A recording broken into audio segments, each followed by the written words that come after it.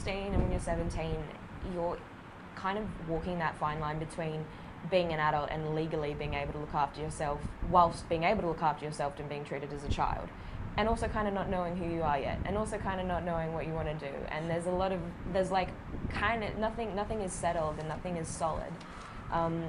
You know, I'm not sure if it's just high school specifically, but, you know, I found that 16, 17, they were some of the best years of my life, but they were also some of the craziest years of my life, you know.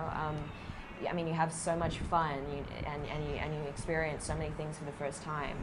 And I just think that's, you know, why people gravitate towards it, because A, it reminds us of a time that we love and that we can never really get back, but it also just highlights and amplifies everything, because everything feels potent and intense. Did you guys do anything like research to kind of get into these roles? Because they're pretty deep, pretty heavy. Before we started filming, they had some professionals and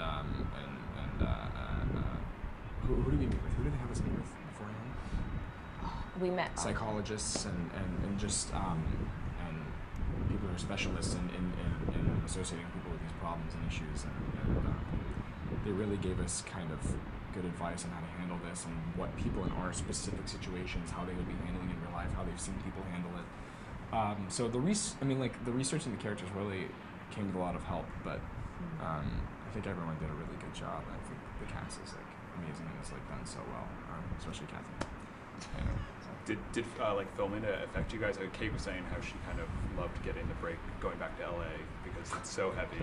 And I mean, watching it, I was like, I need something funny after this. Yeah. Well, I watched a lot of The Office, but I didn't get to go home until we were well and truly done. So poor Catherine's from Australia, so she had no chance to go home and take a break. So you were just living. Yeah, we filmed in Northern California. I lived in LA. I would escape for 24 hours at a time and go, and Catherine's stuck. Cool. In a beautiful place. It was beautiful. It was good. I mean, what kind of eased it was that when I got there, we kind of had to find like locations as to where to live or in habitat for like the next 6 months. And the first thing that I put in my apartment was a piano. I bought one for $50, and it was a lifesaver because I just went home and played. It's a good release, good artistic release from that heavy role. I mean, I'm sure I annoyed everyone on the same floor, but like.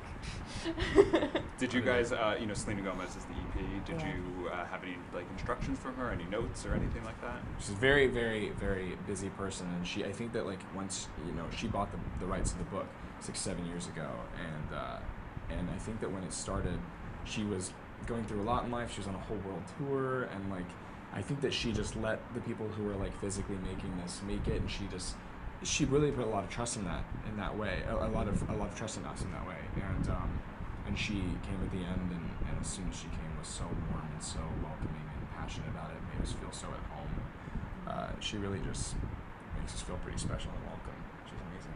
Selena and Mandy, who first kind of looked into purchasing the rights for this, it's obviously something that's very close to them, and they have.